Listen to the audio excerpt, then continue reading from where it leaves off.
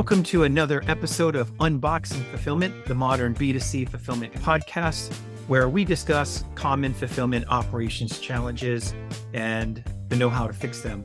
Our guest today is Giles Taylor, president of Trans Solutions, which advises businesses on successful freight transportation programs, including parcel management.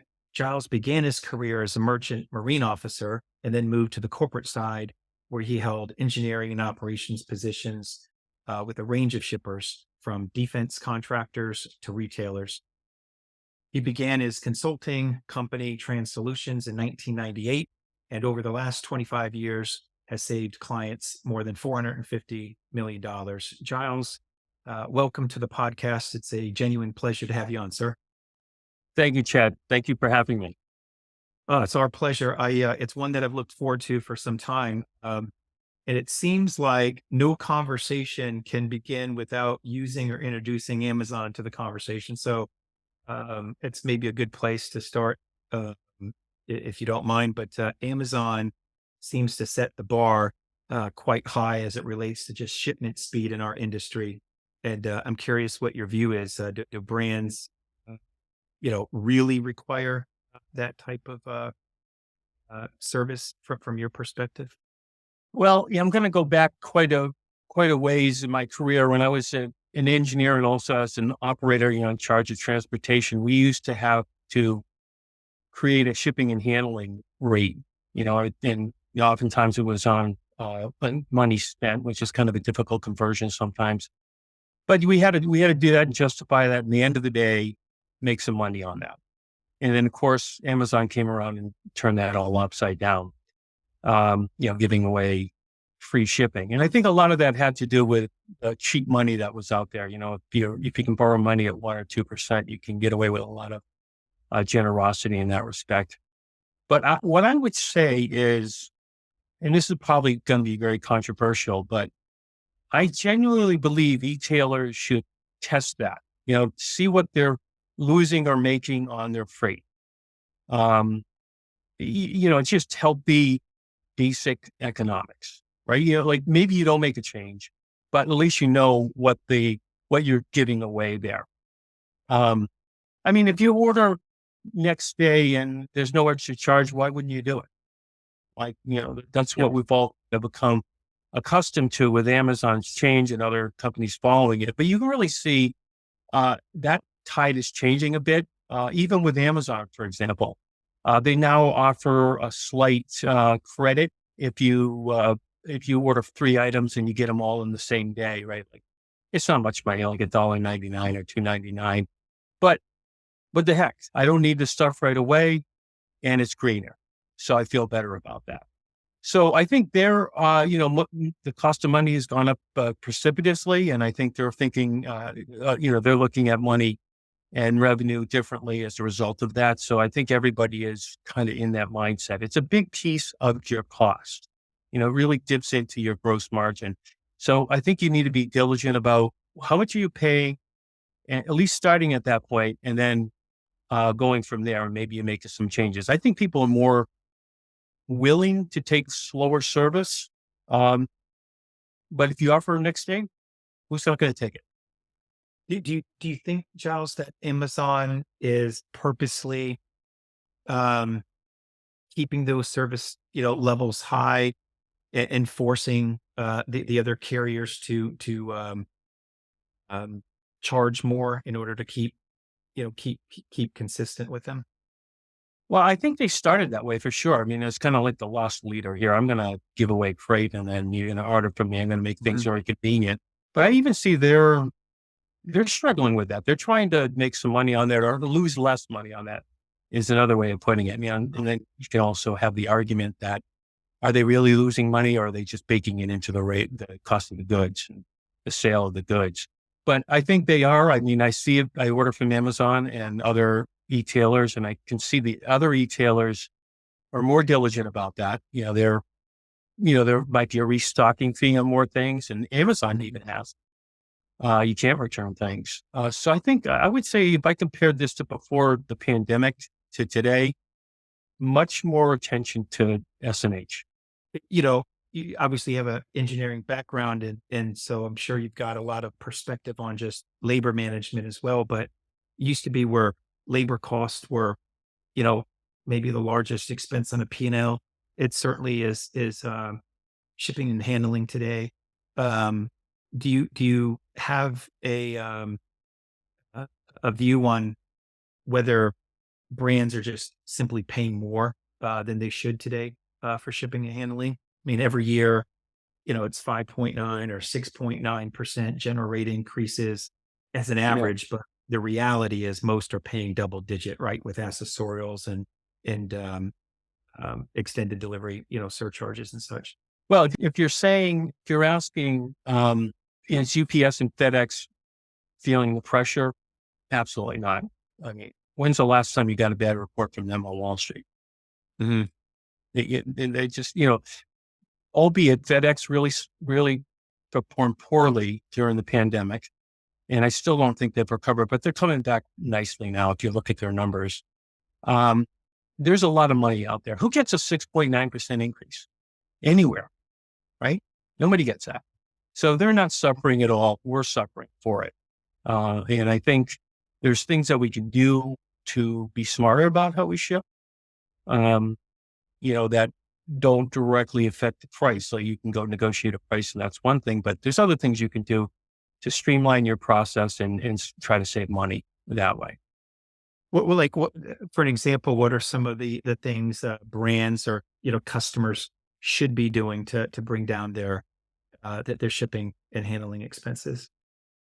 Well, I think just look at kind of the pieces that feed to the shipping, right? Like there's inventory, there's packaging, like how many people get, a big box with a lot of, peanuts in it and there's a little tiny thing in it. It really, I think pisses off the general public. Mm. Um, and that's, during the pandemic, it was hard to get fiber. So that was part of the reason for that. But I think maybe some companies needed spend a little bit more attention on the inventory movement of that product and those products and maybe change the way they do it, because there's an obvious way to save some money. I mean, packaging is not cheap and it's on a schedule. So it goes up and down. Another way would be looking at your back office. How are you generating your invoices? How are you paying your carriers? What is the back office cost to make all this happen? Things, behind the curtain that nobody ever knows about. What can I do there to streamline processes? Data management, like everybody is selling data management. You've got a couple of nice tools out there like Tableau and Power BI, but it all comes down to the data. So if you have bad data in that SQL database, if you will, it's not going to give you anything. You're going to give you bad data. So spend time on that. Probably the best thing to do, and you probably know this firsthand, Chad, is make sure that your SKU unit measure and weights are correct. The eaches, the cases, the inner cases, right? Because you're just going to calculate something wrong if it's not. I mean, I know warehouse operators really are frustrated by that. So I know you guys must be as well. But spend some time, get a Cubiscan in there for a couple of weeks and spend a little bit of money. But the benefit of TMSs and WMSs and sophisticated algorithms will only benefit if you have good information. So those are some of the things that you can do other than just get a better price on freight. And there's always that too. Yeah, we're under currently we're taking a hard look at validating DIMs and weights in the systems that maybe vendors have passed on incorrectly, and there Right. wasn't maybe a control. And so, providing that back to customers to let them know that, hey, we're receiving some bad data. And as a result of that, we're using bad cartonization. And because of that, you're spending more in transportation and shipping costs than you should, simply because, something was entered incorrectly from a vendor, as an example in the system. So interesting take, because a lot of those examples, Giles, that you just referenced aren't necessarily looking even at the shipping, the direct shipping costs, but more, I guess, the indirect, the back office, the DIMs, the weights. the cartonization, the packaging, so things that we can control that, regardless of what the carrier passes on to us. But what about the carrier expenses? How do you kind of mitigate some of those costs? Sure. Do you have, yeah, So like, accessorials? right. I think your initial question was, what kind of things can you do to kind of mitigate the cost of shipping? Yeah. So there's material costs, right, with packaging and things like that. And there's process changes. You can do that there's routing guides or shipping schedules that you want to go publish with your customers. The rates are a whole different thing. We have a free paper on our website called 5 Things Carriers Don't Want You to Know About Your Rates. Number one is that don't think because you have bigger spend, you're going to get better pricing. We just see time and time again where a smaller shipper, much smaller spend in the same space has got better pricing than the bigger company. Like, how does that happen if that you believe in that theory? So FedEx and UPS are smart companies. They're very smart companies. They have smart people working for them and they know how to work a number. You have an advantage as a 3PL in that you are able to buy a lot of different freight, not just one freight, but a lot of different freight. So UPS, FedEx, maybe regional parcel carriers or regional LTL carriers with really good minis and things like that. You're doing the same thing, right? You're saying, hey, I need to have a package that fits my customers, and my customers aren't all the same. So some might have heavier products, some might have lighter product, and some might be a mix of LTL mini and underweight and heavy packages and other. So you have to have a variety of rates to be competitive out there.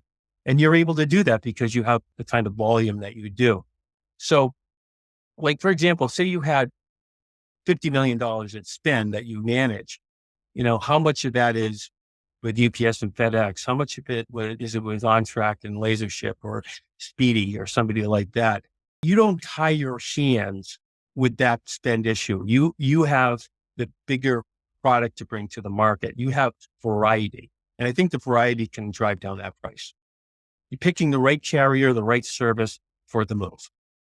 I'm curious, Giles, what are some of the on the paper, the 5 things that the parcel carriers don't want you to know? So, I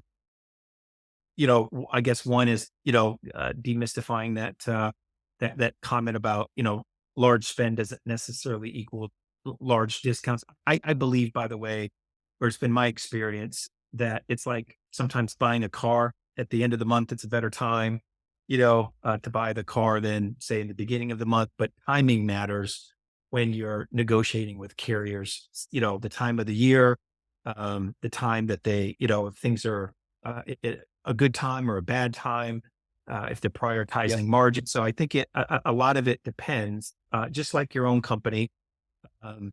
When you extend rates, how does it kind of fit into your portfolio at that time? So I think that's one of the reasons why rates aren't equal across the board, consistently based on spend.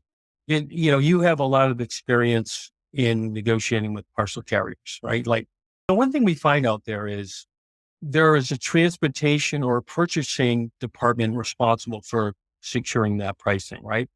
And usually we find either the shipping manager, if you will, that's negotiating those rates really knows parcel or doesn't know parcel or knows all the other stuff, ocean, air, LTL, truckload. So they're at a deficit, right? But you don't have that because you see both sides of that, right? You can't afford to not have that. One of the 5 things shippers don't want you to know is that the number one, the sales rep is going to get you the rates. That's couldn't be farther from the truth. They're going to bring your offer or your counter to their pricing division. They're going to make your rates, right? Also, they'll tell you to your face, these are the best rates I've ever seen. And they're not lying, right? Because they haven't seen a lot of rates. But you see, Yeah. right? You see your customers' rates, what they have before they came to you, and then you can compare them to your own. So you have that's one of the great things with the 3PL is that they have that visibility on pricing, on benchmarking, that the average shipper doesn't have. They just know their rates, right? Maybe they negotiated it 3 years ago. That's pretty narrow window of rates when you think about it. When you're looking at hundreds and multiple hundreds of different kind of rates, it's a huge advantage in Parcel. Yeah, it's a great point. You're competing against yourself effectively. You don't know what else exists. Exactly. You don't know what you got until you don't know it, until you don't have it, right? Yeah, I think I see that all the time. Interesting. What's your take on regionals? Are they, kind of an evolving, over the last few years? Has the regional um, momentum stalled at all, in your opinion, or is it kind of just still taking off? So I've been in this business so long ago. I used to work with RPS, which of course FedEx bought to create their ground product. And of course, Airborne back in the early 2000s. Everybody wants somebody to be able to compete with UPS and FedEx. And we had this kind of fantasy wish that Amazon was going to be that, but they're not. They only do it for themselves, right? They're not in the parcel business of shipping. Any kind of competition is better kind of competition. Now, there's two big players out there, LaserShip and OnTrack, and then LaserShip bought OnTrack. So it's pretty big. They got the East Coast and the West Coast, but they don't cover all 66,000 5-digit zip codes in this country. So, and who knows how good that integration is? FedEx is still struggling with TT&E's integration. That was 3 years ago. It's a long struggle to get that done. However, and here's again, and it seems sound like I'm promoting Amware here, but here's another case where you have multiple warehouses so that you can take advantage of those regional carriers. You have if you're in the Midwest around Chicago, Speedy's a good choice. If you don't have high urgent product, if your DC's up there, you can take advantage of that. But if your DC's in California, you really can't, right? You can use OnTrack, GSC or somebody else like that. But yeah, where you can take advantage of that, where you can bring leverage in the negotiation table, do it. Even if you give them a little bit. Sometimes I remember RPS, I got a call from the RPS rep, that was Roadway Package Services. He came in and he said to me, we don't want all the freight. We just want a little bit of freight, right? And I go, okay, what's a little bit of freight? He goes, well, the commercial stuff. We want the heavy commercial stuff, so he's really, the profitable stuff. But why not? Right. I think, as I said before, if you have a wide choice of carriers and services, use it.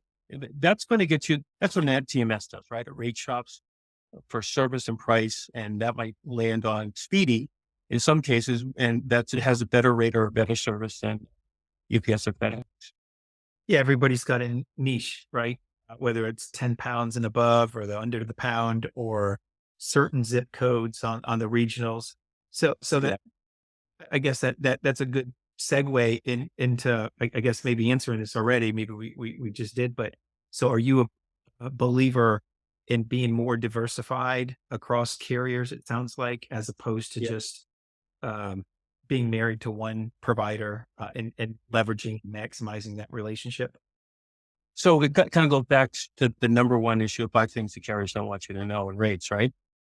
Give us all the business, right? So FedEx, we're going to give you this earned discount that's going to get you another 0.5%, 1/4%, maybe it's a whole percent to give me another $1 million, right? Is that really worth it? And how do they know? How do they know you have that $1 million to give, right? You gave it to them. Don't give it to them. You have to play that at the negotiation table, right? Always have a leverage. And I know, we've run across people been doing this for a long time, shippers, and that's their policy. We're always going to have two carriers. We're going to use FedEx and UPS, and they don't necessarily suffer in pricing because of that. And you have to be strategic about that and clever, but you can, and we always recommend it is dual source, period. Dual source. Keep the other one, it's a whole different thing to negotiate with these carriers when they have handled your freight than when they haven't handled. It's a whole big suspicious thing. Shippers don't trust carriers. Carriers don't trust shippers. It's the same thing with FedEx and UPS. They haven't had your freight, so they're going to be conservative unless for some reason you fit into a nice little bucket they want, like med device or camera or something like that everybody wants. it's much easier to negotiate with somebody on genuine pricing if they handled your freight. Now, if you have bad freight, that can be problematic, but typically it's good freight. I also think, Giles, like a lot of, depending on where you are in the maturity process of your contract, if you're in year two, three, four, or if it's like on a renewal and you're, several years into it, kind of by default, um, if the carriers keep increasing your rates by, at the top of the conversation, 7.9%, or, plus accessorials, let's just say it's 8, 9%. By 2 years from now, if you didn't add any new business to your portfolio, just by default, your spend is up 15, 20%, right? Because the rates have increased that amount. So I feel like you've got flexibility in the contract on against those commitments to do something like you're talking about by dual sourcing or doing more with others. Maybe not. You're giving back what you negotiated 2 years ago, Yeah, right? right. Sorry to interrupt you. You're giving back what you negotiated 2 years ago through the 5.9 or 6.9 or GRI. Yeah, it's incredible. And then not to mention other abnormal increases they put on accessorials. And of course, the 6.9 is not across the board. It usually hits the lighter weight stuff more so than the heavier weight stuff. And, if you're a light shipper, you're going to pay even more than that 6.9% most likely. So yeah, you need to, we have a project right now. We negotiated the rate 2 years ago in the middle of COVID. And of course, it was difficult getting international air freight. That the prices were sky high. So we knew kind of going in that we're not going to do as well on the international as we did on the domestic, right? And so we kind of focused on the domestic and what we could. But now it's totally changed. With a 3-year contract or 2 years into it, we're opening it up because it's just fair, right? We gave them the money when they needed it. Now we want it back because then their margin is way higher than it was back then. So we open up the contract, we're renegotiating that. Yeah, it's like it's almost like the need to have almost like a Elon Musk dynamic pricing for a Tesla car. I mean, it's or the old days, right? On LTL, or current days, not old days, but supply and demand of filling those holes where the carriers need your volume. You got to Interesting. stay So on top of it. It's do. kind of like the unit thing, right? Get the Cuba scan in there. That's not a one and done. That's ongoing. It's just, the ongoing is a much smaller job than let's get this fixed, right? But you have to stay on top of it. Always look at what's going on in the market. What's your rate doing? Maybe your freight profile changed, right? Maybe you're starting to ship for international than you had before. It's always attractive stuff. There's usually a lot of room to get money there to things. So always be on top of that, and don't be afraid to open up the contract. What do you find to be a good length of contract? Is 3 years a good standard to be signed up for with a carrier? Do you like them longer, shorter, based on all the changes? It depends on, I think, the growth of the company has a lot to do with it. We did a project for, I can't give you their name, but let's say one of those food companies, they deliver food to your house. They were growing so fast. We were literally looking at the rate every 3 months and renegotiating. Now, of course, FedEx has an evergreen contract usually, so it's always open. And they do that purposely so they can get out of it. So if they can do that, then why can't the shipper do that? So I think 3 years, if it's stable, you've been doing this for a while, it's okay, but don't be afraid to open it up if things change. So if you, kind of had to close, in closing, like what would you tell somebody listening right now? Like, here's the low hanging fruit. Here's one thing you could go do right now to try to mitigate, some of that shipping costs. What would be the one thing you would tell somebody they could take action on right now? I know you mentioned a few, but what's your favorite? Probably your biggest bang for the buck would be rates. And I would say get a second opinion. Somebody who has a much bigger view of rates than you do. And have them benchmark it. and see if there's an opportunity there. Most likely there is. Yeah, that's a good segue to that's something Trans Solutions rates can be brought to you and analyzed and benchmarked, and you could weigh in on the contract. Yeah, it's like yourselves, we offer a free assessment. It takes us a week, 2 weeks, depending on the size of the account. We benchmark it. And, one other thing to be familiar with is rates aren't just rates. Rates kind of center around the product and the profitability for UPS and FedEx.